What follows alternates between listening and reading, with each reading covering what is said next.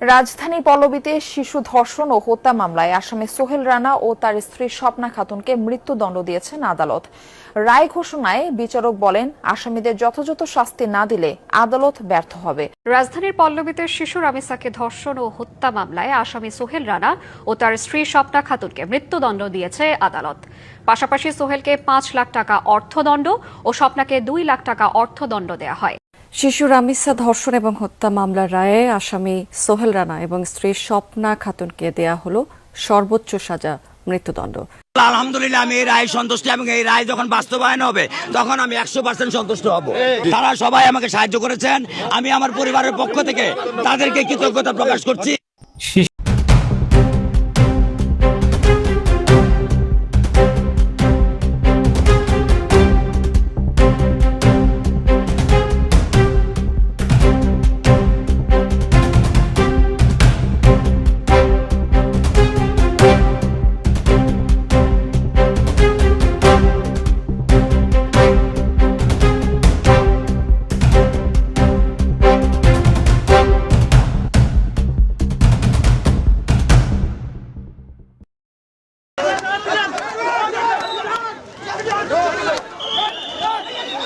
ঢাকার সঙ্গে বরিশালেও ২৪শে জুলাই ছিল আন্দোলনে উত্তাল। বরিশাল বিশ্ববিদ্যালয়ের সম্মুখ ভাগে থাকা নেতাদের দাবি, তাদের বড় অর্জন হয় ১৮ই জুলাই। পূর্ব ঘোষিত বিক্ষোভ ও বরিশাল কুয়াকাটা মহাসড়ক অবরোধ করতে চাইলে আইন শৃঙ্খলা বাহিনীর বাধার মুখে পড়েন তারা।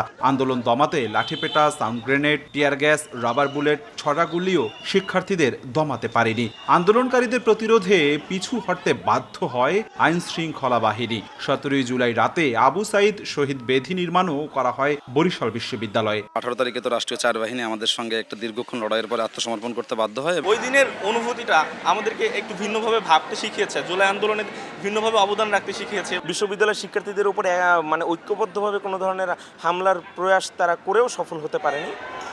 এর আগে ১৬ই জুলাই রক্তক্ষয়ী সংঘর্ষে বরিশালের সবচেয়ে বড় ক্যাম্পাস ব্রজমোহন কলেজ থেকে ছাত্রলীগকে বিতাড়িত করা হয় বলে দাবি করেন বৈষম্য বিরোধীরা। ওই দিন দফায় দফায় ধাওয়া পাল্টা ধাওয়ায় রণক্ষেত্র হয় পুরো এলাকা জুড়ে। জুলাই আন্দোলনকারীদের পুরোপুরি নিয়ন্ত্রণে আসে বিএম কলেজ। সংগ্রামী বরিশালবাসী, সেই রক্তের কথা, সেই সংগ্রামের কথা আমরা আজও ভুলিনি। ছাত্রলীগকে আমরা এমনভাবে দাওয়ানি দিয়েছি, ছাত্রলীগ আর টোটালি আমাদের ক্যাম্পাসে থাকার অবস্থা ছিল না, মানে বাধ্য হয়ে এই যে সামনেই আছে মসজিদের মধ্যে পালাইছে। শিক্ষার্থীদের উপর যে হামলা চালাইছে তারা, এর পরিপ্রেক্ষিতে ছাত্র জনতা লাঠি হাতে তুলে নেয় এবং ছাত্রলীগকে কঠোর হস্তে আমরা প্রতিরোধ করি। এক কথায় বলতে গেলে বরিশালের আন্দোলনকে বেগবান করার জন্য বিএম কলেজ সবচেয়ে বেশি ভূমিকা পালন করেছে। ছাত্রলীগকে আমরা একেবারে সম্পূর্ণরূপে প্রতিহত করি, তখন মূলত পুরো বরিশালের আন্দোলনকারীদের ভিতরে আলাদা একটা স্পৃহা সৃষ্টি হয়। সরকারি Syed Hatem Ali college, polytechnic institute, Amritlal Dey college, Barishal college, বিভিন্ন মাদ্রাসা সহ প্রায় সব শিক্ষা প্রতিষ্ঠানের স্বপ্নবাজ তরুণরা জুলাই জুড়ে নগরীর প্রবেশদ্বার, Rupatali, Natullabad bus terminal, CNB road, সদর রোড, আমতলার মোড়, লঞ্চঘাট সড়ক অবরোধ করে বিক্ষোভ করে প্রায় প্রতিদিনই। শুরুটা শিক্ষার্থীরা করলেও পরে আওয়ামী লীগ বাদে সকল দলেরই ছাত্র, যুব ও সহযোগী সংগঠনের নেতাকর্মীরা প্রকাশ্যে মাঠে নামে। জাতীয়তাবাদী ছাত্রদল ফ্রন্টলাইনে থাকার কারণে ওদিন রাত্রি অনেকগুলো সরকার এবং এই যে ফ্যাসিস্টদের দ্বারা অনেকগুলো মামলা হয়েছে। মামলার কারণে আমরা চাইলেও ওই যে আমাদের কম পরিচিত নেতাকর্মীদের তাদের পাশে রাখতে পারছি, কিন্তু আমরা থাকতে পারি না। কিন্তু আন্দোলন আমরা পাশ থেকে সম্পূর্ণ করার জন্য সকল চেষ্টা চালিয়ে গেছি। 17 তারিখ বরিশালে কিন্তু 20 তারিখে আমরা প্রথম 12টার সময় আমরা কারফিউ ভেঙে প্রথম মিছিল বের করি বরিশালে বাসদের নেতৃত্বে। তখন তো প্রচণ্ড খারাপ আবহাওয়া ছিল, তার মধ্যে আসলে গরমে খাবার পানি খাদ্য সরবরাহ থেকে শুরু করে যাবতীয় সহযোগিতা আমাদের জায়গা থেকে আমরা চেষ্টা করেছি সর্বোচ্চটা দেওয়ার জন্য। মাহমুদিয়া মাদ্রাসা, হুসাইনিয়া মাদ্রাসা এবং Hatem Ali college, Barishal college, Islamia college, আমাদের সকল শাখার নেতৃবৃন্দ সর্বসময় রাজপথে ছিল। বরিশালে শতাধিক মানুষ আহত হওয়ার পাশাপাশি এ জেলার সন্তান দেশের বিভিন্ন স্থানে 30 জন নিহত হয়েছেন বলে জানা গেছে। অপূর্ব অপু, সময় সংবাদ, বরিশাল।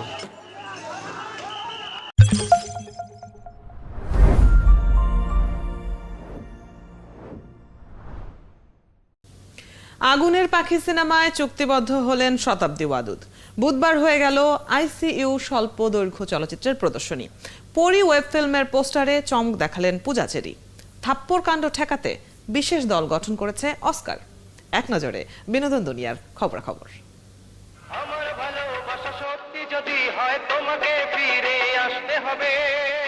জনম জনম সিনেমা নির্মাণ করে নজর কেড়েছিলেন চলচ্চিত্র নির্মাতা আওয়াল চৌধুরী।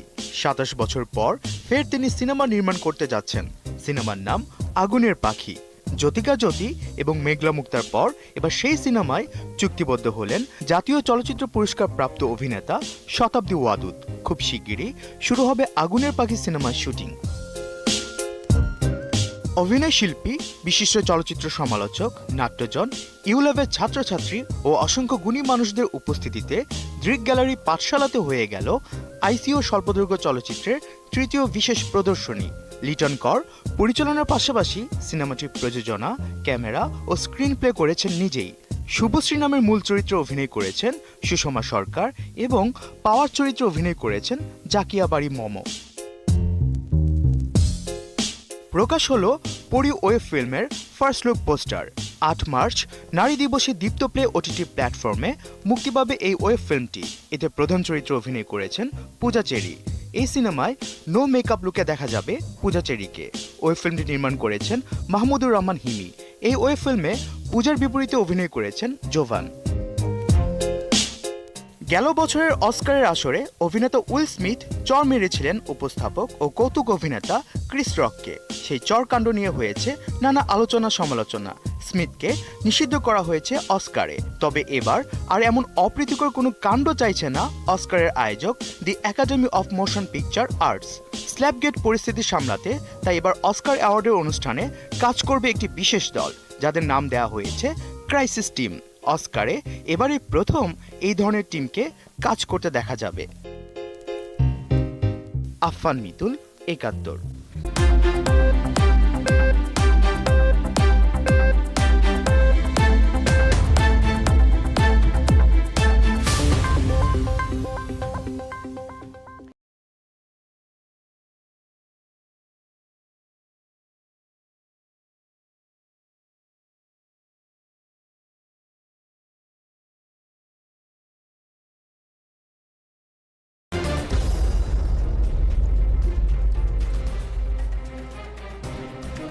জনগণের রাজনীতি নাকি রাজনীতির জনগণ? রাজনীতির আয়নায় কতটা প্রতিফলন জনগণের, তাদের অবস্থানই বা কোথায়? সেই হিসেবটাই বুঝতে যমুনা টেলিভিশনের রাজনীতির এই আয়োজনের পুরোটা সময় আপনাদের সঙ্গে আছি আমি আখলাক মুস্তাফা।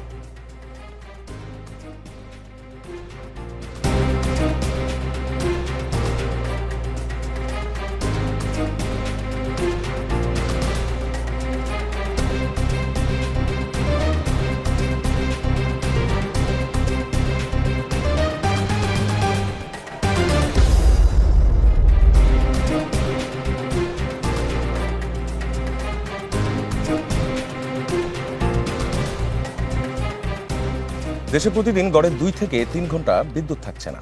শহরাঞ্চলের তুলনায় গ্রামাঞ্চলে, বিশেষ করে পল্লী বিদ্যুৎ সমিতির আওতায় যে এলাকাগুলো, সেই এলাকাগুলোতে কোনো কোনো এলাকায় দীর্ঘ সময় বিদ্যুৎ না থাকার খবর পাওয়া যাচ্ছে। কক্সবাজারে লাগাতার লোডশেডিং, বুকিং বাতিল করেছেন 30,000 পর্যটক। আজ সারাদিনে মাত্র 1 ঘন্টা বিদ্যুৎ ছিল চট্টগ্রাম কাস্টমস হাউসে। এরই মধ্যে জাতীয় সংসদে বিদ্যুৎ মন্ত্রী বলেছেন, দেশে বিদ্যুতের ঘাটতি নেই, তাই লোডশেডিংও নেই। কিছুটা বিদ্যুৎ বিভ্রাট হতে পারে। লোডশেডিংয়ের সংজ্ঞা পরিবর্তনের কথাও বলেছেন তিনি। এদিকে সরকারি দলের সভায় সিদ্ধান্ত হয়েছে, বিরোধী দলের আসনগুলোয় সরকারের উন্নয়ন কার্যক্রম তদারকি করবেন বিএনপির সংরক্ষিত নারী আসনের এমপিরা। তাছাড়া টিআইবি বলছে, সুশাসনের ঘাটতি, অব্যবস্থাপনা, দলীয় প্রভাব বিএনপির ইশতেহার পূরণের ঝুঁকি তৈরি করছে। দর্শক, এসব নিয়েই আজ আমাদের আলোচনা। আমাদের সঙ্গে আছেন বিএনপির মিডিয়া সেলের আহ্বায়ক অধ্যাপক ডাক্তার মওদুদ হোসেন আলমগীর পাভেল, এবং আমাদের সঙ্গে আছেন জাতীয় নাগরিক পার্টি এনসিপির উত্তরাঞ্চলের মুখ্য সংগঠক সার্জিস আলম। আপনাদের দুজনকেই স্বাগত আজকের রাজনীতির আলোচনায়। শুরুতেই মওদুদ হোসেন আলমগীর পাভেলের কাছে যেতে চাই, যেটা দিয়ে শুরু করেছিলাম। জ্বালানি মন্ত্রী সংসদে বলেছেন, দেশে বর্তমানে বিদ্যুতের কোনো ঘাটতি নেই এবং বিদ্যুৎ উৎপাদনের ঘাটতির কারণে লোডশেডিং করার প্রয়োজন হচ্ছে না। বলেছেন, লোডশেডিংয়ের সংজ্ঞা পরিবর্তন দরকার। ঝড় বৃষ্টিতে গাছ পড়ে লাইন ছিঁড়ে যাওয়া কিংবা সঞ্চালন ও বিতরণ লাইনের ত্রুটির কারণে সাময়িক বিদ্যুৎ বিভ্রাট ঘটতে পারে। লোডশেডিং আর বিদ্যুৎ বিভ্রাটের পার্থক্য কি? হ্যাঁ, ধন্যবাদ। আবার মনে হয় যে কথাটা একটা নতুন শব্দ। আমরা জানি যে আমাদের প্রথাগত যে সংস্কৃতি রয়েছে, সেখানে যে কোনো একটা নতুন বিষয়বস্তুকে যদি আমরা সামনে আনি, তো এরকম একটা বিভ্রান্তি অথবা গ্রহণ করা না করার একটা প্রবণতা দিয়ে একটা ব্যাপারটা শুরু হয়। এরকম এটা অবশ্য মানতেই হবে যে আমরা যদি বলি যে লোডশেডিং একটা অর্থ, যে অর্থে আমি বলবো যে পুরো দেশের জন্য জিনিসটা সমভাবে প্রযোজ্য কিনা। আবার যদি কোনো জায়গাতে অঞ্চল ভিত্তিক কোনো একটা জায়গাতে যদি কোনো একটা লাইন সঞ্চালন লাইনের কোনো দুর্বিপাকের জন্য যদি সেটা হয়, তাহলে বিদ্যুতের উৎপাদন ঠিক আছে, কিন্তু সঞ্চালন বা বিতরণজনিত কোনো কারণে যদি সেটা গ্রাহক পর্যায়ে যদি না পৌঁছায়, তাহলে সেক্ষেত্রে আমরা যে বিদ্যুতের প্রাপ্তিকে লোডশেডিং বলতে পারবো কিনা, সেটা একটা খুবই সঙ্গত প্রশ্ন। কারণ এটা পুরো বিশ্বব্যাপী যেটা হয় কি, যে আমাদের দেশের প্রাকৃতিক কারণগত কারণে আমরা জানি যে সঞ্চালন লাইন পৃথিবীর অনেক জায়গাতে আছে যেটা দৃশ্যমান হয় না। এটা ভূগর্ভস্থ সঞ্চালন লাইন আছে পৃথিবীর অনেক জায়গায়, আমাদের দেশে নেই। আর আপনি যেমনটি আপনিও বলছিলেন যে শহরাঞ্চলে এই প্রবণতার তুলনামূলকভাবে বেশি হলেও, কম হলেও গ্রামাঞ্চলে এটা বেশি, সেটা খুবই স্বাভাবিক। যেমন আমরা খুব শক্তিশালী বিতরণ সঞ্চালন ব্যবস্থা গ্রামাঞ্চলে গড়ে তুলতে পারিনি, এটা একটা দুর্বলতা, আমাদের মানতেই হবে এটা। তো আমার মনে হয় যে সংজ্ঞার বিভ্রান্তিতে না গিয়ে আমরা বাস্তবতাটা এরকম যে হয়তো পুরো দেশের কোনো কোনো জায়গাতে বিদ্যুতের যে মানুষের প্রত্যাশা, সেটা মানুষের প্রত্যাশার কাছে পৌঁছায়নি। মানুষ কিন্তু এই সংজ্ঞা নিয়ে হয়তো তাদের ভেতরে খুব একটা বেশি মাথা ব্যথা নেই যে আমরা এটাকে লোডশেডিং বলবো না বিভ্রাট বলবো, সেটা হয়তো জনগণের কাছে বিষয় না। জনগণ তো চাইবে যে তার কাছে বিদ্যুৎটা যেন পৌঁছায়। তো আমাদের কিন্তু একটা জিনিস বোঝা দরকার যে আমরা এমন একটা জায়গাতে আছি যে এটা উন্নয়ন ভাবনাটাকে সামগ্রিক করতে গেলে প্রত্যেক জায়গাতে যে ঘাটতিগুলো আছে সেই ঘাটতিগুলোকে অ্যাড্রেস করা, এবং আমরা যদি কথায় কথায় বলি যে 17 বছরের যে জঞ্জালগুলো আছে সেটাকে আমাদের মুক্ত করে তারপরে সামনের দিকে যেতে হবে, হয়তো এই কথাটিকে কিছুদিন পর মানুষ বলবে যে না, এটা আমরা যুক্তি বলার জন্য বলছি। তো সুতরাং সেটাকে পাশ কাটিয়ে রেখে, যেহেতু বিদ্যুৎ মন্ত্রীর এটা উনি ওনার অবস্থান থেকে তার ব্যাখ্যাটা দিয়েছেন, জনগণের প্রত্যাশা বিদ্যুৎ পাওয়া, সেটা যেমন সত্যি কথা, আবার একই সাথে এটাও সত্যি কথা যে বাস্তব যে ব্যবস্থাপনা রয়েছে সেই ব্যবস্থাপনায় আমাদের দেশে ঠিক পরিকল্পিতভাবে যে বিদ্যুৎ উৎপাদন কেন্দ্রগুলো তৈরি করা হচ্ছে এমনটা নয়।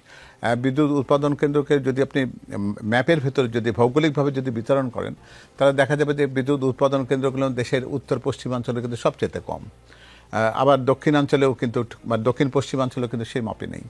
তো আমাদের জাতীয় গ্রিড লাইন যদিও আছে, কিন্তু এই গ্রিড লাইনে বিদ্যুৎ উৎপাদন হলেও এটা গ্রাহক পর্যায়ে পৌঁছতে গেলে কিন্তু একটা সঞ্চালন লাইনের একটা খুব একটা পেশাদারিত্বের জায়গাতে যাওয়ার দরকার ছিল, সেটা যে কোনো কারণে আমরা পারিনি। তবে এই ক্ষেত্রে আপনারা জানেন যে পাওয়ার গ্রিড কোম্পানি থেকে শুরু করে বিভিন্ন বিতরণ ব্যবস্থায় এই দুর্বলতাগুলোকে কাটিয়ে ওঠার চেষ্টাটা হচ্ছে, সেটা একটা দীর্ঘমেয়াদী একটা পরিকল্পনা।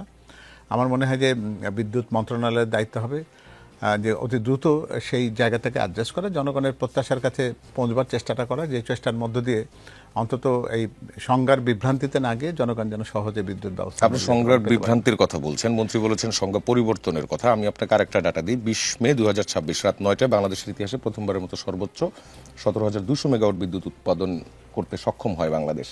কিন্তু সেই রেকর্ড উৎপাদনের পরও 400 মেগাওয়াট লোডশেডিং করতে হয়েছে বলে জানিয়েছে পাওয়ার গ্রিড। তারাও বলছে লোডশেডিং, কিন্তু মন্ত্রী এটাকে লোডশেডিং বলতে রাজি নয়। আপনার কাছে এটা কি? আমার কাছে মনে হচ্ছে ওই একই কথা। আমি যদি বলেন যে উৎপাদন হয়েছে, কিন্তু আপনার আবার দেখা যাচ্ছে যে বিতরণ ব্যবস্থাতে আপনার লোডশেডিংটা মানে কি, অর্থাৎ আপনার যে সঞ্চালন লাইন, সেই সঞ্চালন লাইন হয়তো বিদ্যুতের ওই পরিমাণ ব্যবস্থাপনাকে ধারণ করতে পারে না, সেই জন্য সেই জায়গাতে বিদ্যুতের উৎপাদন থাকা সত্ত্বেও একটা ভোক্তা পর্যায়ে বা গ্রাহক পর্যায়ে পৌঁছে নাই।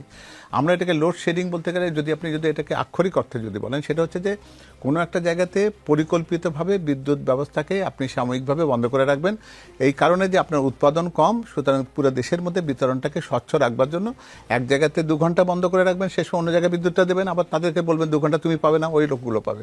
এটা হচ্ছে লোডশেডিং, যেটাকে বিদ্যুৎ ব্যবস্থাপনায় এরকম একটা ব্যবস্থা হতে পারে যদি আমার উৎপাদনের ঘাটতি থাকে। কিন্তু আপনার উৎপাদনটা হচ্ছে, কিন্তু আপনার সঞ্চালন বা বিতরণের অসুবিধার কারণে সেটা গ্রাহক পর্যায়ে পৌঁছাচ্ছে না।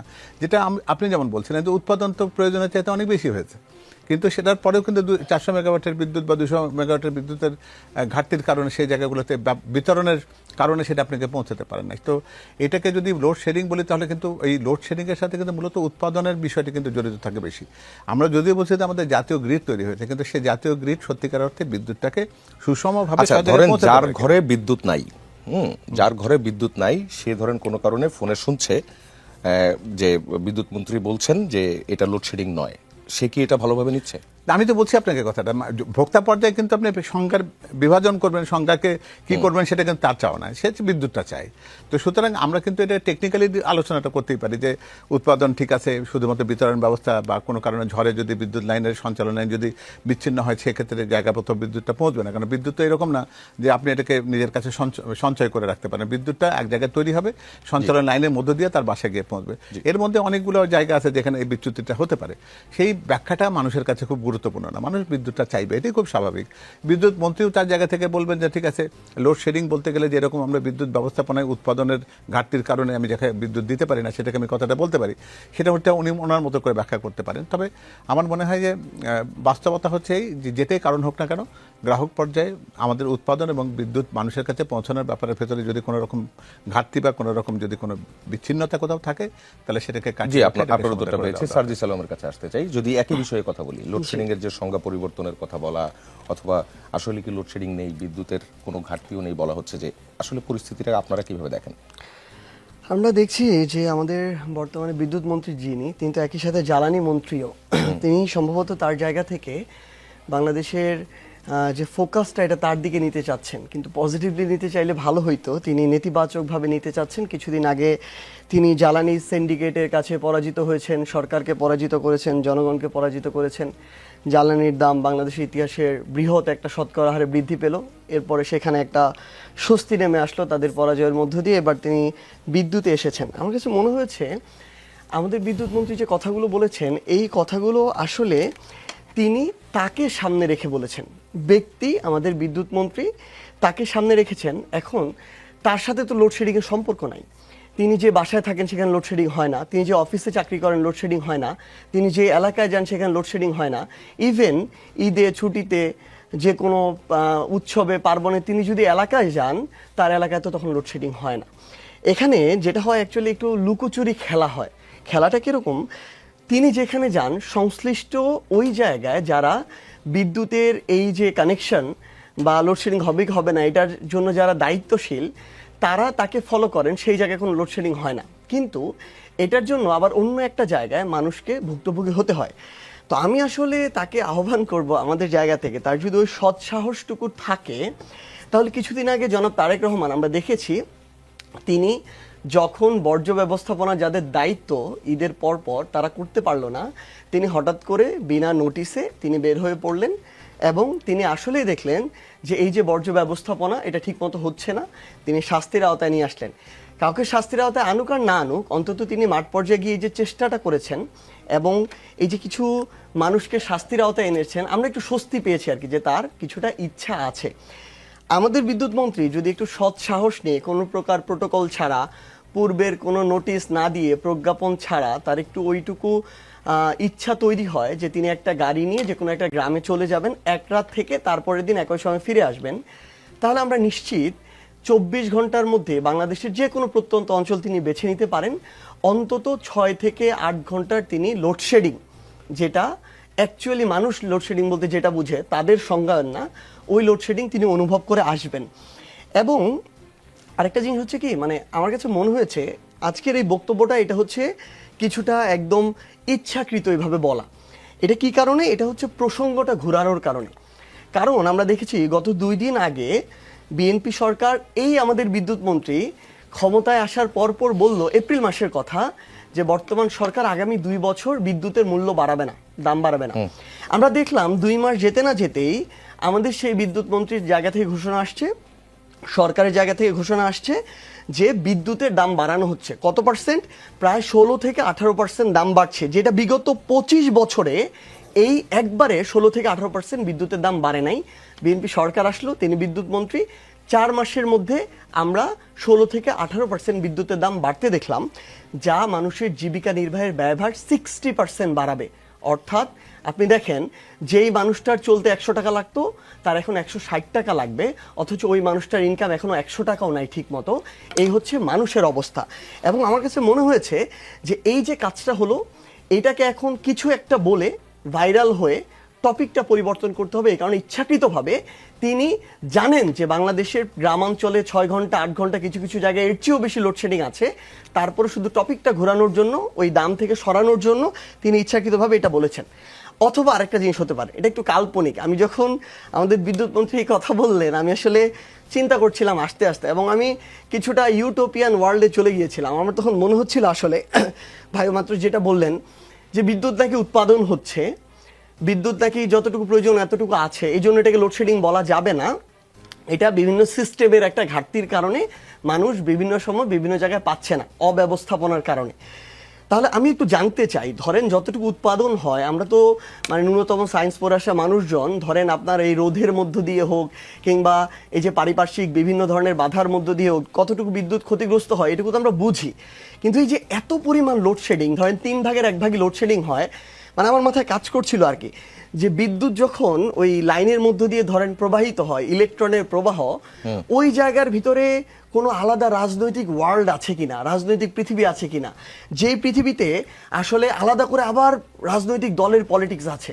ওইখানেও ইলেকট্রনের মধ্যে কিছু কিছু ইলেকট্রন আছে যারা বিএনপির রাজনীতি করে, এবং এই যে বিদ্যুৎ প্রবাহের সময় তারাও সেই জায়গায় বিভিন্ন সমঝোতার মধ্য দিয়ে বিভিন্ন চাঁদা টাদা নেয়া বা এই কাজগুলো করে, যার ফলশ্রুতিতে 100 মেগাওয়াট গ্রাম পর্যন্ত পৌঁছাতে পৌঁছাতে 50 মেগাওয়াট হয়ে যায়, মানুষ বিদ্যুৎ পায় না, লোডশেডিং হয়ে যায়।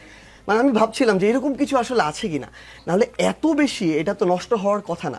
তো আমরা আসলে একটা জিনিস চাই কি, এটা কোনো স্পেসিফিক উদাহরণ আছে? না না, মানে স্পেসিফিক উদাহরণ কি, আমি তো বললাম এটা আমার একটা কাল্পনিক চিন্তা, মানে তাদের কথা অনুযায়ী কিভাবে যখন মানুষ ধরেন 6 ঘন্টা 8 ঘন্টা বিদ্যুৎ পায় না, তখন তারা বলে যে বাংলাদেশে কোনো লোডশেডিং নাই, যেটুকু হচ্ছে ওটুকু হচ্ছে কোথাও ধরেন ওই বৃষ্টি হচ্ছে, কোথাও হচ্ছে লাইন ছিঁড়ে যাচ্ছে, বা কোথাও হচ্ছে কোনো একটা দুর্যোগ হয়েছে এই কারণে। কিন্তু মাঠ পর্যায়ে গেলে অবস্থা এটা না। আসলে আমরা চাই আসলে কি, মানুষ যখন কষ্টের মধ্য দিয়ে যায়, সাফার করে, আপনি যদি তার ব্যথায় ব্যথিত হন তাহলে মানুষ আপনাকে বুঝবে। কিন্তু আপনি তার ব্যথাটাকে নিয়ে যখন মকারি করেন, যখন অস্বীকার করেন, তখন ধীরে ধীরে মানুষও আপনাকে অস্বীকার করা শুরু করবে। আমার মনে হচ্ছে, কেন জানি জনাব তারেক রহমান অনেক চাচ্ছেন, আসলে তার বোঝা যায় কথাবার্তায় আগ্রহে, কিন্তু তার আশেপাশে কিছু মানুষ তার এই যে চাওয়াটাকে, এটাকে মানুষের পর্যন্ত পৌঁছাতে দিবেন না, বরং দিনে দিনে, মানে আমার কাছে মনে হচ্ছে তারও অনেক সীমাবদ্ধতা নিয়ে আমরা কথা বলবো, কিন্তু অন্যান্য মানুষগুলো এমন জায়গায় নিয়ে যাচ্ছে যেটার সাথে আমরা পূর্বের অনেক কিছু তুলনা করতে পারি। ধন্যবাদ আপনাকে। মওদুদ হোসেন পাভেলের কাছে আবারও ফিরতে চাই, সেটি হচ্ছে বিরোধী দলের আসনগুলোতে বিএনপির সংরক্ষিত নারী সংসদ সদস্যরা উন্নয়ন তদারকি করবেন বলে সিদ্ধান্ত হয়েছে। গতকালের যে সভা হয়েছে সরকার দলীয়, সেই সভায় তারা কিভাবে নির্বাচিত প্রতিনিধিদের উন্নয়ন তদারকি করবেন? অনেকের প্রশ্ন, নির্বাচিত প্রতিনিধিদের কাছে তদারকির দায়িত্ব কেন দেওয়া হলো সিলেক্টেড এমপিদেরকে? আচ্ছা, আমি এই কথাটাতে যাওয়ার আগে আগের ব্যাপারটা নিয়ে একটু কথা বলি। সেটা হচ্ছে যে হ্যাঁ, আমি সার্জিসের সাথে একেবারে শতভাগ একমত যে আপনার ব্যথায় ব্যথিত হয়ে সেই সমস্যারে কথাটাকে বলার, সেটা আমার মনে হয় যে এটাই হচ্ছে একটা রাজনীতির গ্রহণযোগ্যতার দিক দিয়ে খুব বেশি একটা চমৎকার একটা ব্যবস্থাপনা, এখানে আমরা যেতেই পারি। আবার একই সাথে এটাও বুঝবার দরকার আছে যে 3 মাসে বিএনপির হাতে তো ঠিক এমন কিছু আলাদা নেই যে তারা একেবারে অনেকগুলো বিদ্যুৎ উৎপাদন করে ফেলবে, বিদ্যুৎ সঞ্চালন লাইনটাকে একেবারে রাতারাতি পাল্টে দেবে এবং আমরা একেবারে নিরবিচ্ছিন্নভাবে আমাদের চাহিদা মোতাবেক বিদ্যুৎ পাবো। আবার জ্বালানি নিয়ে কথাটা হচ্ছিল একটু আগে। আবার একই সাথে কিন্তু যেহেতু সার্জিস একজন বিজ্ঞানের ছাত্র, আমিও খুবই অল্প স্বল্প হলে ওটি পড়ার সুযোগ পেয়েছি, সেটার থেকে অন্তত এটুকু বুঝি যে এই জ্বালানি সংকট, যেটি আমরা জানি যে আমাদের সেই উপসাগরীয় যুদ্ধাবস্থার কারণে যে ব্যাপারটিকে সৃষ্টি হয়েছিল, এর মধ্যে কিন্তু প্রায় লক্ষ কোটি টাকার মতন ভর্তুকি কিন্তু সরকারে চলে গেছে। তো এই ভর্তুকির সংস্কৃতিটাকে যদি আমরা এরকম করে জনপ্রিয়তার জায়গা থেকে যদি করতে চাই, তাহলে একটা সরকারের পক্ষে কিন্তু ঠিক উন্নয়নের জন্য কিন্তু অর্থ যোগান দেওয়া বিশেষ কঠিন কাজ হয়ে যাবে। তো একটা খুব সুবিধা আছে যে বিরোধী দলে থাকলে কিন্তু কথা বলা যায় বেশি, কারণ এটি বিরোধী দলের কাজ। কারণ ন্যাচারালি মানুষের কষ্ট নিয়ে যারা কথা বলবে তারা নিশ্চয়ই সেই জায়গায় ভাবা পাবেন।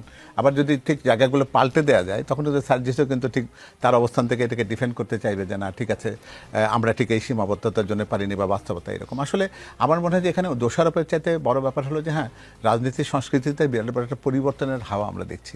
সেটি সঙ্গত কারণে সার্জিসও বলেছে যে জনাব তারেক রহমান তার প্রত্যেকটা কাজের ভেতর দিয়ে তার একেবারে বলতে পারি যে বাচনভঙ্গি থেকে শুরু করে তার চলাফেরার প্রত্যেকটা জায়গায় এবং তার ভেতরে যেমনি শালীনতা, নম্রতা এবং খুবই বেশি সাধারণত্বের যে জায়গাটি প্রতিষ্ঠিত করেছেন, সেটি জনগণের কাছে একটা নতুন বার্তা দিয়েছে যে সরকার প্রধান বোধহয় একটা অন্যরকমও হতে পারে। সেই ব্যাপারটি তারা কিন্তু দীর্ঘদিন তার দেখার সুযোগটি পায়নি। আর আপনি যেটা বলছেন যে নির্বাচিত জনপ্রতিনিধি থাকার পরে উন্নয়ন দেখার, আসলে আমাদের কনসেপ্টটা তো পাল্টে গেছে। জনপ্রতিনিধিদের কাছ থেকে ঠিক উন্নয়ন দেখবার কাজটা তো প্রাথমিক কাজ নয়, তাই না? তাদের কাজ ছিল সংসদে গিয়ে আইন প্রণয়ন করবেন, জনগণের জন্য কল্যাণকর যে বাংলাদেশ হতে পারে সেটিকে নিশ্চিত করবেন, একটা চমৎকার পররাষ্ট্র নীতি আমাদের দেবেন, আমাদের জন্য ঠিক শান্তিপূর্ণ সৌহার্দ্যের ব্যবস্থাপনা দেবেন, একটা ভালো পরিবেশ দেবেন, আমাদের সন্তানদের জন্য শিক্ষা দেবেন, তার জন্য কর্মসংস্থানের রাস্তা খুঁজবেন। ঠিক এলাকায় রাস্তাঘাট তৈরি করা, কিন্তু স্কুলের এমপিওভুক্ত করার কাজটা তাদের কাছে যাওয়ার কথা ছিল না। কিন্তু যেহেতু আমাদের রাজনৈতিক সংস্কৃতিতে একটা কথা আছে, প্রত্যেক সংসদ সদস্য যখনই 5 মিনিট কথা বলার সুযোগ পান তখনই কিন্তু প্রথমে আমার এলাকার, যেমন সেটা সার্জিসকে দিলেও সে কিন্তু পঞ্চগড়ে তার এলাকার লোকজনকেই নিয়ে বলবে যে সেই এলাকার মানুষের জন্য আমার জন্য অভিবাদন থাকলো, তাদের জন্য শুভেচ্ছা বাণী থাকলো। আমাদের উন্নয়ন ধারণাটার মধ্যে কিন্তু এই সংসদ সদস্যদের একটা অবস্থান তৈরি হয়ে গেছে।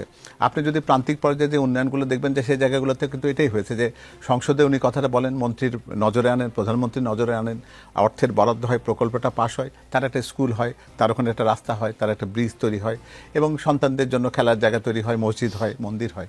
এটার ভেতর দিয়ে কিন্তু আমাদের উন্নয়নটা কিন্তু বিগত সময় গড়ে উঠেছে। ঠিক সেই কারণে যেহেতু বিএনপির সব জায়গাতে তাদের প্রতিনিধিত্ব, নির্বাচিত প্রতিনিধি নেই এবং আমাদের সংবিধান যেহেতু এই সংরক্ষিত নারী আসনে জায়গাটি দিয়েছে, বিএনপি পুরো দেশের জন্য তাহলে সামগ্রিক একটা রেখচিত্র তৈরি করবার একটা অবস্থানটা তৈরি করতে চায় যে নির্বাচিত কিন্তু বা যারা সংরক্ষিত তাদেরকে খুব অনির্বাচিত তো আমরা বলবো না, তাই না? তারাও তো একটা প্রক্রিয়ার মধ্যে তাই নির্বাচিত হয়েছেন। অর্থাৎ এই 300টি আসন যেন সমভাবে বিএনপির ঠিক দৃষ্টিগোচরের মধ্যে থাকে যে উন্নয়ন ভাবনাতে তারা যেন একটা সুষম অবস্থানটা পায়। সেক্ষেত্রে স্থানীয় নির্বাচিত প্রতিনিধি আছেন, তার সাথে সমন্বয় করেই উনি যে প্রচলিত ব্যবস্থাপনা আছে সেটার ভেতর দিয়ে সেখানকার মানুষের প্রয়োজন, অভাব, অভিযোগের কথাগুলো যেন সংসদে আনতে পারেন, সেটা যেন বঞ্চিত হওয়ার কোনো একটা অবস্থান তৈরি না করে, বা জনগণের কাছে যেন এমন ধারণাটা না যায় যে বিএনপিকে তারা নির্বাচিত করেনি বলে সেই জায়গায় তাদেরকে এই সমন্বয়টা করতে যে একটা আপার হ্যান্ড তৈরি হয়ে যায় না, যেহেতু সরকার দলের আপনি আমাদের একটা দৃষ্টিভঙ্গির ব্যাপার তৈরি হয়েছে। আমরা সব জায়গাতে এটা দেখি, যেমন এটাও আপনি দেখবেন। হ্যাঁ, খুব সঙ্গত কারণে আমি কথাটা বলেছেন যে একজন সংরক্ষিত নারী আসনের এমপিকে তো একাধিক জেলার, বলতে গেলে জেলার দায়িত্ব দিয়ে দেওয়া হচ্ছে, অলমোস্ট সেরকমই দেখাচ্ছে কোনো কোনো জায়গাতে। নির্বাচনী এলাকার মধ্যেও তাকে একাধিক নির্বাচনী এলাকা দেওয়া হয়েছে। কিন্তু যেহেতু তাদের সংখ্যা কম, আর কিন্তু তাদেরকে দেখতে হবে প্রায় অনেকগুলো আসন, প্রায় 90টা মতন আসন, যেটা বাংলাদেশের যে এলাকায় যেগুলো বিভিন্ন জায়গায় ছড়িয়ে ছিটে আছে। তো ফলে 30 জনকে তো মানে একজনকে 3টা সংসদীয় এলাকাকেই পর্যবেক্ষণের মধ্যে রাখতে হবে। এটা আমার মনে হয় যে বিএনপির পক্ষ থেকে ধারণাটা এরকম হয়েছে যে পুরো দেশটা যেন সমান একটা সুষম দৃষ্টিসীমার মধ্যে থাকে, যেখান থেকে আমরা নির্বাচিত হয়নি বলে ওই জায়গায় মানুষজন বিএনপিকে তার সংসদ সদস্য হিসেবে প্রত্যক্ষভাবে নির্বাচন করেননি বলে তারা যেন কোনো উন্নয়ন বঞ্চিত না হন, সেটি হচ্ছে এই ব্যবস্থাপনা করার মূল উদ্দেশ্য। যে আপনার উত্তরটা পেয়েছি, সার্জিসের কাছে যেতে চাই। এই যে সবশেষ যে উত্তরটা শুনলেন, মাঠ পর্যায়ে এটার ইমপ্লিমেন্টেশন আসলে কিভাবে হবে, কেমনে হয়? আমি এটা একদম বিপরীতভাবে দেখে কথা বলছি, কারণ আমি তো একদম খুব স্বাভাবিকভাবেই এতজন মানুষ ভোটের মধ্য দিয়ে সমর্থন দিয়েছে, তাদের কাছে যেতে হয়, তাদের কথা শুনতে হয়, মাসে অন্তত 1 সপ্তাহ তাদের কাছে গিয়ে তাদের কথা শুনতে হয়। আমার কাছে এটা চিত্রটা একদম বিপরীত। আমি যখন যারা বিএনপির সাথে রাজনীতির সাথে আছেন এবং সেন্ট্রাল জায়গায়, নীতি নির্ধারক জায়গাটাতে থাকেন, শহর কেন্দ্রিক, এবং ওই জায়গায় একটা মানে একদম সরাসরি কানেক্টিভিটির জায়গাটা থাকেন না, তারা এই বিষয়টাকে কেন জানি কানেক্ট করতে পারেন না। ধরেন বিএনপি তাদের জায়গা থেকে সংরক্ষিত নারী আসনের প্রতিনিধিদেরকে কাদেরকে তদারকি করতে দিলেন? যারা বিরোধী দলীয় বিভিন্ন এমপি আছেন, ধরেন এখানে প্রায় 78 জনের মতো এমপি, তাদেরকে তদারকি করার জন্য দিলেন। অথচ তার চেয়ে বেশি গুরুত্বপূর্ণ ছিল না এটা যে যারা এখানে বিএনপির এমপি নির্বাচিত হয়েছে 214 জনের মতো, তাদেরকে তদারকি করাটা বেশি গুরুত্বপূর্ণ ছিল। কারণ ক্ষমতাসীন দল হিসেবে ক্ষমতার জায়গায় থেকে ক্ষমতার সবচেয়ে বেশি অপব্যবহারটা করছে আমাদের এই বিএনপি থেকে নির্বাচিত হয়েছে যারা। আমি একদম উদাহরণ হিসেবে বলি, ভাই মাত্র যেটা বললেন যে বিএনপির উদ্দেশ্য হচ্ছে সুষম একটা দৃষ্টিসীমা, সবার এই যেন যারা ওইখানে বিরোধী দলের যারা এমপি আছে ওইখানকার জনগণ যেন মনে না করে যে এখানে হয়তো সরকারের সুষম দৃষ্টিসীমা থাকবে না। একদম বিপরীত চিত্র। আপনি দেখেন, ইভেন এই অল্প কিছু দিনের মধ্যে আমরা দেখেছি সরকার দলের নির্বাচিত এমপিদেরকে বিভিন্ন জায়গা থেকে বরাদ্দ দেওয়া হয়েছে, বিরোধী দলের এমপিদেরকে দেওয়া হয় নাই। সরকার দলীয় সংরক্ষিত নারী আসনের যারা, তাদেরকে বরাদ্দ দেওয়া হয়েছে, বিরোধী দলীয় সংরক্ষিত নারী আসনের বরাদ্দ দেওয়া হয় নাই। এটা কিন্তু মাঠ পর্যায়ের কথা না, এটা হচ্ছে তারেক রহমানের নির্দেশে হয়েছে। তাহলে এই জায়গায় এত বড় অসম বন্টন করার পরে আপনি আপনার এমপিদেরকে দিয়ে বিরোধী দলের উপরে নজরদারি করিয়ে সেখানে সুষম বন্টন করাবেন জনগণের প্রতি, এগুলো আমাদের কাছে কাল্পনিক গল্প ছাড়া অন্য কোনো কিছু না। বরং এখন সরকারি দল থেকে তো বলা হয় যে সেটা প্রথম যে বরাদ্দটা ছিল, যেটা সবাই পেয়েছে, সেটা সাধারণ বরাদ্দ, আর পরেরটা বিশেষ বরাদ্দ। না, ওইটাই মানে বিশেষ বরাদ্দগুলো হবে শুধু সরকার দলের জন্য, আর সাধারণ বরাদ্দ নাম কাওয়াস্তে সেটা হবে শুধুমাত্র বিরোধী দলের জন্য, মানে সান্ত্বনা পুরস্কার। এটা তো হতে পারে না। আমরা তো সরকারকে বিএনপির সরকার হিসেবে নির্বাচন শেষ হওয়ার পর দেখতে চাই না, আমরা বাংলাদেশের সরকার হিসেবে দেখতে চাই, আমরা পুরো রাষ্ট্রের সরকার হিসেবে দেখতে চাই। কিন্তু মাঠ পর্যায়ের চিত্রটা ঠিক এটার বিপরীত। আমি যেটা বলতে চাচ্ছিলাম, আপনি মাঠ পর্যায়ে যান, শুধুমাত্র এই যত ধরনের কার্ডের সুযোগ সুবিধা, এই যে বলে না ইউএনওর মাধ্যমে দিচ্ছে, ডিসির মাধ্যমে দিচ্ছে, চেয়ারম্যানের মাধ্যমে দিচ্ছে, এটা হচ্ছে সবচেয়ে বোগাস কথা।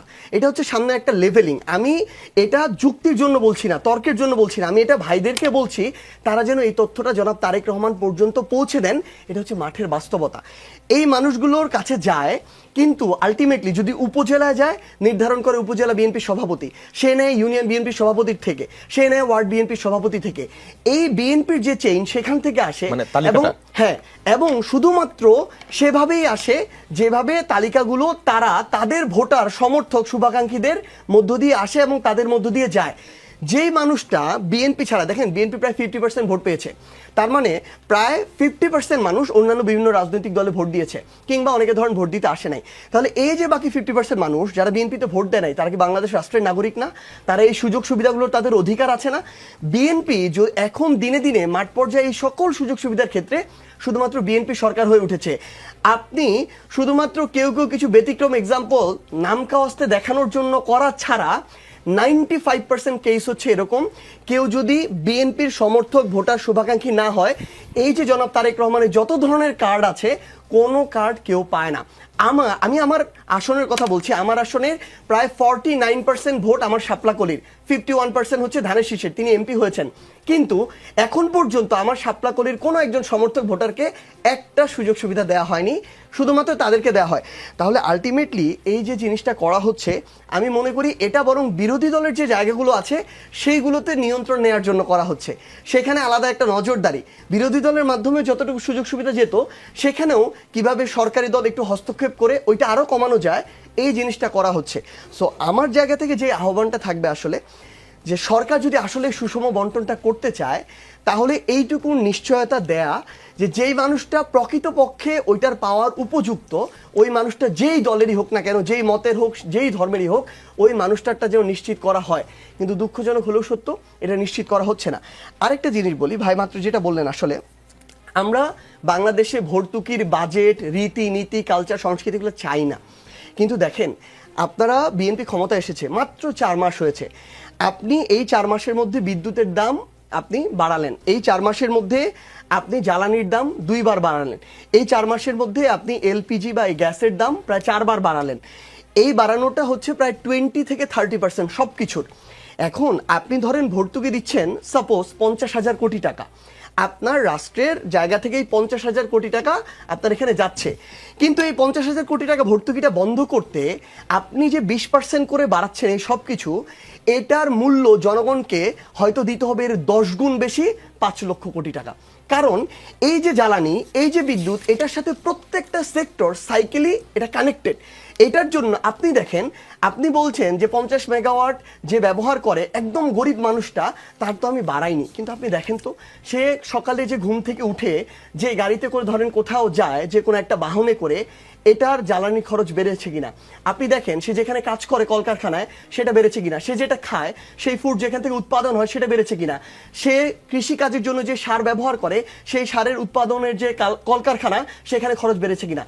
প্রত্যেকটা জায়গায় যখন খরচ বাড়ে, তখন ওই একজন কৃষক, একজন সাধারণ মানুষ এটা থেকে কিন্তু কোনোদিন রেহাই পায় না। এবং আপনি খোঁজ নিয়ে দেখেন, গার্মেন্টসগুলো বন্ধ হয়ে যাচ্ছে, কলকারখানাগুলো বন্ধ হয়ে যাচ্ছে, তারা অর্ডারগুলো দিনে দিনে বাদ দেওয়া শুরু করেছে, কর্মী ছাঁটাই করা শুরু করেছে। আমরা আসলে কি, এটা বিএনপির সমালোচনা না। বিএনপি যদি, দেশ যদি অস্থিতিশীলতার দিকে যায়, কিংবা দেশ যদি একটা ক্রাইসিসের দিকে যায়, আমরা কি ছাড় পাবো? আমরা তো সবাই দেশের অংশ। আমরা চাচ্ছি এই ম্যানেজমেন্টগুলো প্রপার ওয়েতে করা হোক। আপনি যদি 5% বাড়াতেন, তাহলে এটার এত ম্যাসিভ একটা প্রভাব পড়তো না। আজকে থেকে 1 মাস 2 মাস পরে এটার যে সামগ্রিক দেশে যে প্রভাব পড়বে, আমরা বুঝতে পারছি না যে বিএনপি এটাকে কিভাবে সামাল দিবে। আমাদের চিন্তার জায়গাটা ওই জায়গাটাতে, এটা শুধু বিরোধিতা করার জন্য বিরোধিতা করা না। তো আমরা প্রত্যাশা করব দিন শেষে যে বিএনপির জায়গা থেকে এই যে সামগ্রিক বিষয়গুলো, এই বিষয়গুলোকে তারা যেন ঠিক ওইভাবে নেয় যে সামনে আসলেই বাংলাদেশ শুধুমাত্র রাজনৈতিক দল না, ক্ষমতা না। জি, পাভেল ভাইয়ের কাছে আসতে চাই। এই কথা থেকে যদি আসি, যে বিএনপির বা তার শুভাকাঙ্ক্ষী না হলে প্রধানমন্ত্রীর যে কার্ড সুবিধাগুলো, অর্থাৎ সরকারের যে সুবিধাগুলো, সেই সুবিধাগুলো পাওয়া যাচ্ছে না, তিনি তার এলাকার কথা বললেন। আমি প্রথমত বলি যে এই কার্ড কিভাবে বিতরণ হবে, সেই বিতরণ ব্যবস্থার যে ছকগুলো করা হয়েছিল, যে চেক লিস্টটা করা হয়েছিল, সেই চেক লিস্টটা দেখার সুযোগ আমার হয়েছে। তার সাথে সাথে একটা কথা দিয়ে বোধহয় এরকমভাবে কথাটা বলা যায়, দেখুন একটা সরকার যে নির্বাচিত হয়ে জনগণের সামনে এসে দেশ পরিচালনার দায়িত্ব নেয়, 5 বছর পরে তাকে আবার ভোটের জন্য যেতে হয়, সে সরকার কি কোনোদিনই কোনো জিনিসের দাম বাড়াতে চাইবে? সার্জিস, আমি যদি খুব সংগতভাবে বলি যে কোনো মানুষ এই একটা অজনপ্রিয় সিদ্ধান্ত নিতে চায়, সরকার প্রধান হিসেবে জ্বালানির মূল্যবৃদ্ধি বা বিদ্যুতের মূল্যবৃদ্ধি জনগণের কাছে যে ভালো লাগবে না, এটা বোঝার মতন ব্যাপারটা বুঝবার জন্য তো কারো তো রকেট সায়েন্টিস্ট হওয়ার দরকার নেই। জনাব তারেক রহমান কেন দেশের যে কোনো একটা সাধারণ মানুষও বোঝে যে একটা সরকার দায়িত্ব এলে এই মূল্যবৃদ্ধির মতন একটা সত্যিকার অর্থে এমন একটা অজনপ্রিয় একটা সিদ্ধান্তের কাছে কেউ যেতে চায় না। আবার একই সাথে এটাও সত্যি কথা যে যদি সেটার কারণে যদি ভর্তুকি ব্যবস্থাপনার মধ্যে দিয়ে আমরা যাই, যে কথাটি সার্জিস বলার চেষ্টা করছে, আজ গার্মেন্টসের উৎপাদন সক্ষমতা কমে যাওয়ার যে ব্যাপারটি রয়েছে, আবার একই সাথে আমাদের আন্তর্জাতিক অর্ডার কমে যাওয়ার যে ব্যাপারটা একটা চ্যালেঞ্জ হিসেবে এসছে, সেই জায়গাগুলোতে আমরা কিন্তু শুধুমাত্র এখানে বিদ্যুৎ বা জ্বালানির মূল্য বৃদ্ধি বা এটা দিয়ে কিন্তু এই সমস্যাটার বা এই ব্যাপারটার ব্যাখ্যা করতে পারবো না। এটার সমীকরণ বা এর রসায়নটা অনেক বেশি গভীরে প্রথিত রয়েছে। তো ফলে আমি একটা জিনিস খুব এই কারণে বলি যে জনগণের সরকার হিসেবে বিএনপির যখন নির্বাচনের প্রচারণা হয়েছে, আপনি নিজেও শুনেছেন যে জনাব তারেক রহমান সবসময় বলেছেন যে এই ফ্যামিলি কার্ডটা দেশের সবগুলো মানুষই পাবে, এমনকি আমার স্ত্রীও পাবেন, প্রত্যেকটা নারীর জন্য, পরিবার প্রধান যারা আছে। এবং সেখানে কিন্তু এই ব্যবস্থাপনার মধ্যে দিয়ে এই চেকলিস্টে এইভাবে তৈরি করা হয়েছে যে তিনি কোন বাসায় থাকেন, তার নিজের কোনো উপার্জন রয়েছে কিনা, উনি কোন টয়লেট ইউজ করেন, তার পানির সরবরাহ করতে আসে, বাড়িতে উপার্জনক্ষম মানুষ কয়জন আছেন, তিনি ঠিক পক্ষাঘাতগ্রস্ত কিনা, তার উপার্জনটা চলে গেছে কিনা, তার বয়স কত, এই সমস্তগুলো বিবেচনা রেখে করা হয়েছে। আর একটা জিনিস, এটা তো পাইলট প্রকল্প, এটা তো এখনো পর্যন্ত কাজটাই হচ্ছে কিনা সার্জিস যেটা ক্লেম করছে তার এলাকার কথা আমি সেই কথাটি বলছি। আমি তো এই চেকলিস্টটার কথা আমি জানি, কারণ এটি প্রণয়নের ব্যাপারটা আমার দেখার সুযোগ হয়েছে। সেই জায়গা থেকে আমি বলছি যে এটা একটা চেকলিস্ট, এটা তৈরি করেই কিন্তু এটাকে মাঠ পর্যায়ে একটা পাইলট প্রজেক্ট হিসেবে দেওয়া হয়েছে। কারণ আমরা সবাই জানি যে যেটাকে সামাজিক সুরক্ষা বলয়ের যে একটা অন্যতম গুরুত্বপূর্ণ জায়গাতে ফ্যামিলি কার্ডটাকে ইন্ট্রোডিউস করার চেষ্টা হচ্ছে, সেখানে সার্বজনীনভাবে এটাকে করা এবং এটাকে শুধুমাত্র অর্থমূল্যে বিতরণের উদ্দেশ্যে কিন্তু জনাব তারেক রহমান এটাকে করেন নাই। এটাকে খাদ্যপণ্যের একটা মানুষের প্রত্যেকটা পরিবারের মাসের যে চাহিদাটা আছে তার একটা সপ্তাহ বা 15 দিনের জন্য যে প্রয়োজনটুকু সেটাতে উনি পূরণ করবেন, যাতে করে এই যে সাশ্রয়ী অর্থটা সেটি উনি সন্তানের শিক্ষা, পরিবারের অন্যান্য যে সমস্ত প্রয়োজনীয় যে সমস্ত ব্যবস্থাপনা আছে তার অর্থনৈতিক সমৃদ্ধির কাজে লাগাবেন। টাকা দেওয়ার উদ্দেশ্য কিন্তু এটা না, কারণ কোনো একটা ব্যবস্থাপনাতে শুধুমাত্র কাউকে টাকা দিলেন এটা কিন্তু খুব একটা ভালো অর্থনৈতিক ব্যবস্থাপনা নয়। সার্জিস আমার সাথে এটা স্বীকার করবে। কিন্তু এখানে মূল জায়গাটা জনাব তারেক রহমানের আইডিয়াটা হচ্ছে এখানে খাদ্যপণ্য তিনি দিতে চান, চাল, ডাল, তেল, লবণ বা আলু, এগুলো কিন্তু ওই প্রতিটি মানুষের পরিবারের যতটুকু প্রয়োজন তার একটা অংশ তিনি দিতে চান। সেটা কিন্তু যে পরিবারটা বিএনপিকে ভোট দেয়নি তারা কি এটা পাচ্ছে?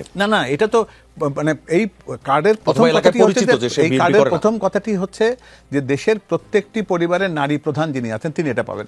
আপনি পাইলট প্রজেক্টটি শেষ হওয়ার পরে প্রমাতভাবে দেখুন, কারণ একবারে এটা আমরা যদি আমাদের বাজেটে যদি এই অর্থের সংস্থান যদি একবারে করতে চাই যে চারটা তৈরি হবে, সেটা তৈরি করবার মতো অর্থনৈতিক সক্ষমতা একটু গড়ুক। এই প্রথমে সমালোচনার জন্য সমালোচনা আসবে, এটা আমি নিজেও জানি, কারণ যখনই পাশের বাড়ির মানুষটি পাবে না তো পাশের আরেকজন যিনি পেয়েছেন তিনি এটি নিয়ে প্রশ্ন তুলতেই পারেন। এবং এটা পাইলট প্রজেক্টে সেটা হচ্ছে যে একটা নির্দিষ্ট উপজেলায় একটা ইউনিয়ন হতে পাইলট প্রজেক্টটি হচ্ছে, পাশেরটাতে হচ্ছে না। তারা এই প্রশ্ন কিন্তু জনপ্রতিনিধি কেন, এটা শুধু উনি কেন বলবেন? বিএনপির একজন জনপ্রতিনিধিকে এই প্রশ্ন তুলছেন না, তখন সমস্ত বিএনপির প্রত্যেকটা নির্বাচনী এলাকার লোকজন তার এই সুবিধাটা পাচ্ছে না। একটা বিএনপির এক জায়গায় পাচ্ছে, বিএনপিরই আরেক জায়গায় সে পাচ্ছে না। সুতরাং এটাকে বিএনপি কিংবা বিরোধী এইভাবে দেখবার কোনো সুযোগ নেই, কারণ এখানে পরিপূর্ণভাবে দেশে বিতরণ ব্যবস্থায় প্রত্যেকের কাছে যখন পৌঁছে নেই তখন বিএনপির মধ্যেও কিন্তু প্রাপ্তি অপ্রাপ্তির সমীকরণ আছে। ফলে আমি অনুরোধ করব এই মুহূর্তে এটাকে সমালোচনার জায়গায় না নিয়ে ফ্যামিলি কার্ডের কনসেপ্টটিকে যদি আমরা গ্রহণ করি, এটা সত্যিকার অর্থে আমাদের পরিবারের আর্থসামাজিক জায়গাগুলোতে নারীর ক্ষমতায়নের জায়গায় এটি কাজে লাগবে।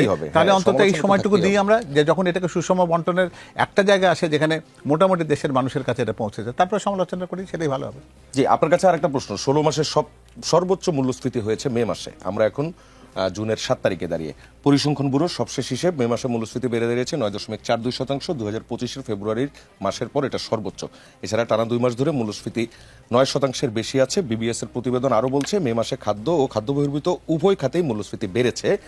গত মাসে খাদ্য খাতে মূল্যস্ফীতি দাঁড়িয়েছে 9.06%, যা এপ্রিল মাসে ছিল 8.39%। মূল্যস্ফীতি নিয়ন্ত্রণে সরকার যে উদ্যোগগুলো নিয়েছে সেগুলো কি কাজ করছে না, অথবা কেন করছে না? দেখুন, আমার মনে হয় এই যে দশমিকের মার্কাসটা কিন্তু খুব চমৎকার আর কি। হ্যাঁ, দেখবেন যে আপনার প্রত্যেকটা ফিগার কিন্তু আপনি 9-এর পরে দশমিক দিয়েছেন, অর্থাৎ এটা কিন্তু এমন না যে আমি বলছি সেটা আমি ডিসএগ্রি করছি না, আমি বলছি যে সেটা 9-এর পরে 0.2 কিংবা 0.1 বা 0.12 এই জায়গাটাতে আছে। তো এটা আপনি বলতে পারেন যে যতক্ষণ পর্যন্ত আমাদের যেটা লক্ষ্যমাত্রা যেটা রয়েছে সেটা হলো যে 10-এর উপরও কিন্তু একটা সময় আমাদের দেশে মূল্যস্ফীতি প্রায় 10-এ প্রায় 2 ডিজিটের কাছে পৌঁছে গেছিল।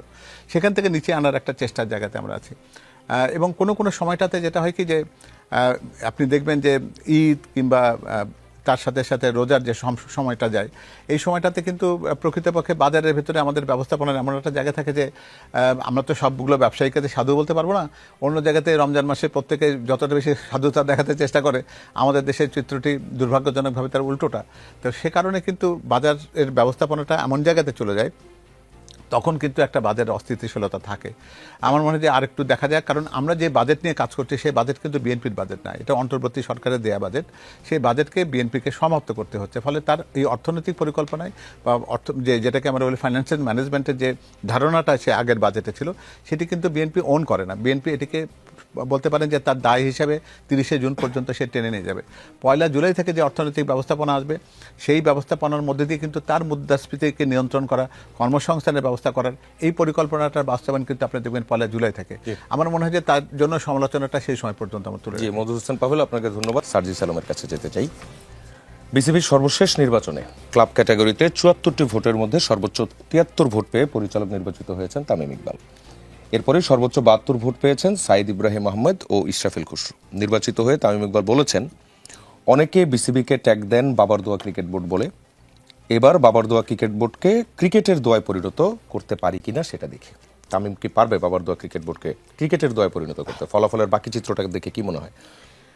প্রথমে আমি তামিম ইকবালকে অভিনন্দন জানাতে চাই এই কারণেই আসলে যে তিনি হচ্ছেন 14, 18, 24-এ শেখ হাসিনার নির্বাচনের যে ভোটের শতকরা হার, প্রাপ্তির হার, রাতের ভোট বলেন, দামি ভোট বলেন, কিংবা যেই ভোট বলেন না কেন, সেই প্রাপ্তির হারও কখনো 90% ছাড়াতে পারেনি। সেখানে জনাব তামিম ইকবাল প্রায় 99% ভোট পেয়েছেন এবারে বিসিবি নির্বাচনে। এবং তিনি আসলে আমার কাছে মনে হয় এই মুহূর্তে যে তিনি উত্তর কোরিয়ার কিম জং উনকেও ছাড়িয়ে গিয়েছেন আসলে, এবং এই জন্য অবশ্যই তার অভিনন্দনটা প্রাপ্য। কিন্তু আসলে সত্যি কথা বলতে কি, আমাদের খারাপ লাগে কোন জায়গাটাতে, ধরেন বিসিবির মতো একটা প্রতিষ্ঠান এভাবে তামিম ইকবাল বিসিবির প্রেসিডেন্ট হবে একটা প্রক্রিয়ার মধ্য দিয়ে, এটা খুব বেশি আমাদের কাছে অনাকাঙ্ক্ষিত, অপ্রত্যাশিত না। আসলে তিনি বাংলাদেশের অন্যতম সেরা একজন ক্রিকেটার, কিন্তু যে প্রক্রিয়ার মধ্যে দিয়ে তিনি হলেন এবং যেভাবে বিসিবির ডিরেক্টররা হলেন, অন্যান্যরা ধরেন 25 জনের মধ্যে 24 জনই কে হবে এটা বাংলাদেশের মানুষ যারা একটু খোঁজখবর রাখে তারা 7 দিন আগে থেকেই জানে। তো এরকম যদি আমরা একটা ক্রিকেটের জায়গাকেও এরকম দলীয়করণ করি, স্বজনপ্রীতির জায়গায় নিয়ে যাই, বাবা মা ভাই বোন আত্মীয় স্বজন শালা দুলাভাই থেকে শুরু করে তাদেরকে দিয়ে এরকম করে বোর্ডটা সাজাই, এটা আমাদেরকে অনেক বেশি হতাশ করে। বিএনপি তাদের ক্ষমতার অপব্যবহার, সংখ্যাগরিষ্ঠ ক্ষমতার অপব্যবহার প্রশাসক বসিয়ে করবে, গভর্নর বসিয়ে করবে, ব্যাংক দখল করে করবে, বিশ্ববিদ্যালয়ে ভিসি বসিয়ে করবে, এগুলো মানে কিছুটা মানে মানানসই আর কি, যদিও কোনোটাই অভ্যুত্থান পরবর্তী বাংলাদেশে কাম্য নয়। কিন্তু মানে রাজনৈতিক একটা দোলাচলের জায়গায় তারা তো কিছু ক্ষমতার অপব্যবহার দেখাবেই, যেটা তারা দেখাচ্ছে এখন। কিন্তু বিসিবির মতো একটা জায়গা, এই জায়গায় যখন আমরা এটা দেখি, এটা আমাদেরকে অনেক বেশি হতাশ করে। এবং আসলে এখানে তামিম ইকবাল এবং বিসিবি, এটা শুধু তামিম ইকবাল একজন ব্যক্তি, বিসিবি একটা প্রতিষ্ঠান, এরকম না। এটা হচ্ছে একটা এক্সাম্পল যে বিএনপি মাত্র 4 মাসে এসে কিভাবে বাংলাদেশের প্রতিষ্ঠানগুলোকে আবারও দলীয়করণ করছে, যেটার বিরুদ্ধে তারা বিগত 16 বছর কথা বললো, কিভাবে তারা স্বজনপ্রীতি দেখাচ্ছে, যেটার বিরুদ্ধে তারা 16 বছর কথা বললো, এবং কিভাবে তাদের 31 দফায় যে দফাগুলো রয়েছে সেগুলো একটা একটা করে তারা ভায়োলেট করে জনগণের সাথে প্রতারণা করছে। সো এটা আসলে দিন শেষে এটা আমাদের আরেকটা, আমরা শুধু দৃষ্টান্ত দেখলাম, কিন্তু দিন শেষে বিএনপি এগুলো যা করছে এটার মধ্য দিয়ে বিএনপি নিজের ক্ষতিগ্রস্ত করছে, এটা যেমন সত্যি, সামগ্রিকভাবে আমাদের দেশের, আমাদের পুরো জনগণের যে সামগ্রিক আমাদের আকাঙ্ক্ষা, ওই জায়গাটাকে প্রতিনিয়ত তারা আঘাত করছে। আমি জানি না এটা আসলে বিএনপির পরিকল্পনা কি, কিন্তু আমি এটুকু অন্তত বিশ্বাস করতে চাই, জনাব তারেক রহমান প্রথম দিন বাংলাদেশে এসে যখন বললেন আই হ্যাভ এ প্ল্যান, আমি এটুকু বিশ্বাস করতে চাই যে অন্তত এই ধরনের প্ল্যান, তার প্ল্যানের অংশ কখনোই হওয়ার কথা না, হওয়া উচিত না। জি, মওদুদ হোসেন পাভেলের কাছে বলছি। টিআইবি বলছে সুশাসনের ঘাটতি, অব্যবস্থাপনা, দলীয় প্রভাব বিএনপির ইশতেহার পূরণের ঝুঁকি তৈরি করছে। সংস্কারের ক্ষেত্রে একটা বড় প্রতিবন্ধকতা হচ্ছে আমলাতন্ত্রের একাংশ সব পরিবর্তন চাইলেও নিজেদের পরিবর্তন চায় না। এছাড়া সরকারের পেছনে যে শক্তিগুলো আছে তাদের একাংশ ক্ষমতাকে দেখে নিজেদের সুবিধা অর্জনের লাইসেন্স হিসেবে ক্ষমতাসীন দলের মধ্যে এমন শক্তি আছে যারা দলবাজি, দখলবাজি, চাঁদাবাজিকে বৈধতা দিতে চায়, যেটা সার্জি সালামও তার আরেকটু এক্সাম্পল দিয়ে বলছিল। এই বিষয়ে কি বলবেন? আমার মনে হয় যে আমরা বোধহয় একটু পেছনে যাই। সেটা হচ্ছে সার্জিস তারেক রহমান সাহেব হ্যাভ এ প্ল্যান বা উই হ্যাভ এ প্ল্যান, যে কথাটি উনি বলেছেন সেটার মর্মার্থের জায়গাতে সে যেতে বলতে চাইছে যে এটা তার প্ল্যানের অংশ জানানো হয়, আমরাও দেখতে চাই। আমি নিশ্চিত করছি জনাব তারেক রহমান এরকম প্ল্যানের ঠিক অনুসারী হয়ে কাজ করছেন, এটা বিশ্বাস করবার কোনো কারণ নেই। আর একটা কথা হলো কি যে উনি একটা শব্দগত একটা পার্থক্য কিন্তু করবার চেষ্টা করেছেন। আমি যদি সবার কাছে সবিনয়ে বলতে পারি যে তারেক রহমান সাহেব ক্ষমতা শব্দটি কিন্তু কখনো ব্যবহার করেন না। উনি বলেন যে জনগণ রাষ্ট্র পরিচালনার দায়িত্ব দিয়েছে, দেশ পরিচালনার দায়িত্ব দিয়েছে। ফলে এই শাব্দিক পরিবর্তনটা কিন্তু অনেক অর্থবহ। আমরা ক্ষমতার সাথে দাম্ভিকতা, ক্ষমতার সাথে একটা মেজাজ, ক্ষমতার সাথে একটা উত্তাপ, একটা উষ্ণতা, ক্ষমতার সাথে একটা দখলদারিত্ব, এই কথাগুলো যেন জড়িয়ে যায়। আবার যদি আমি বিনয়ের সাথে বলি যে জনগণ আমাকে রাষ্ট্র পরিচালনার দায়িত্ব দিয়েছে, যেটা জনাব তারেক রহমান খুবই সঙ্গতভাবে তার বিনয়ের সাথে বলেন, সেটা কিন্তু একটা দায়বদ্ধতাকে চিহ্নিত করে, বুঝিয়ে দেয় যে আমি মানুষের ভোট পেয়েছি, মানুষ আমাকে সেই দায়িত্বটি দিয়েছে, আমি জনগণের দেওয়ার দায়িত্বটি পালন করছি, আমি ক্ষমতায় চলে যাইনি। এবং সেটা তার প্রত্যেকটি আচরণের মধ্যে তিনি দেখার চেষ্টা করেছেন। তিনি খুব সিম্পল পোশাক পরিধান করছেন, সেটা বলতে পারি লোক দেখানো নয়। তার দ্বীপ প্রহরের যে আহার্য, সেটিও একটু লোক দেখানো নয়, এটাতে উনি বরাবরই অভ্যস্ত। এমনকি বিদেশি একজন ডিগনিটারিদের সামনেও যিনি তখন নিজেকে উপস্থাপন করেন, সে জায়গাও তার ভেতরে কিন্তু ওই ক্ষমতা শব্দটির প্রতিচ্ছবি আমি দেখব না। প্রশ্নটি হচ্ছে যে এই যে অপব্যবহার কথাটি আসছে এবং দলীয়করণ কথাটি, যেটা খুব জনপ্রিয়ভাবে আমরা সবসময় আমাদের এই সরকারের সাথে বা যে কোনো সরকারের সাথে লাগিয়ে দেওয়ার চেষ্টা হয়। একটা প্রশ্ন হচ্ছে কি যে 17 বছর কোনো একটা মানুষ যদি বঞ্চিত থেকে থাকে, একটা যোগ্য মানুষ, আর সেই যোগ্য মানুষটি যদি তার যোগ্যতার জায়গায় পৌঁছে যায়, তার অপরাধ যদি এটি হয় যে তিনি বিএনপি রাজনীতি বা জাতীয়তাবাদী আদর্শের সাথে সম্পর্কিত, তাকে আমি দলীয়করণ বলবো কিনা। আমি কিন্তু এই প্রশ্নটি খুব বিনয়ের সাথে রাখতে চাই। তামিম ইকবাল বিসিপির প্রেসিডেন্ট হলে আমার মনে হয় না যে দেশের ক্রিকেট যারা বোঝে তারা হয়তো নিশ্চয়ই কেউই বিশ্বাস করবে না বা মনে করবে না যে ক্রিকেটটি খুব একটা অদক্ষ লোকের হাতে ক্রিকেটের পরিচালনাটা চলে গেছে। বরং আমরা একটু দেখবার চেষ্টা করি যে এরা আগামী দিনে ঠিক জুলাই অভ্যুত্থানের যে স্পিরিটটা তৈরি হয়েছে, যার কথা সার্জিস বারবার বলছিল, যে সেটি তাদের আচরণের মধ্যে প্রতিবাদ হয় কিনা। অর্থাৎ তারা বাংলাদেশের ক্রিকেটকে তার জনপ্রিয়তার জায়গায় দেখে এটি শুধুমাত্র লোক দেখানো একটা সত্যিকার অর্থে খুব বেশি রাজকীয় একটা ক্রিকেট বোর্ড, এরকমভাবে যেন নিজেদেরকে না দেখে ক্রিকেটের বিস্তৃতি ঘটান, জনপ্রিয়তাকে বৃদ্ধি করেন। বাইরের দুনিয়াতে আমাদের যে সমস্ত ক্রীড়া প্রতিযোগিতাগুলো আছে ক্রিকেটের, সেখানে আমরা যেন সম্মানজনক জায়গাতে আনতে পারি।